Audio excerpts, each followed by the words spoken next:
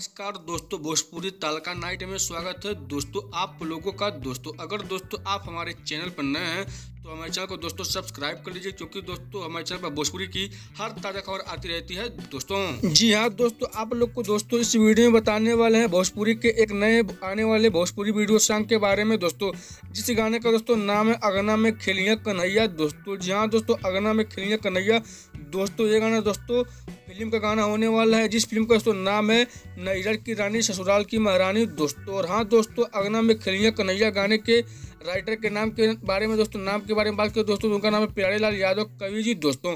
वहीं दोस्तों इस गाने में दोस्तों म्यूजिक दी है मुन्ना दुबे जी दोस्तों। और हाँ दोस्तों, आप लोग को दोस्तों प्रियंका सिंह जी के आवाज़ में दोस्तों आप लोग को एक गाना सुनने को मिलने वाला है दोस्तों।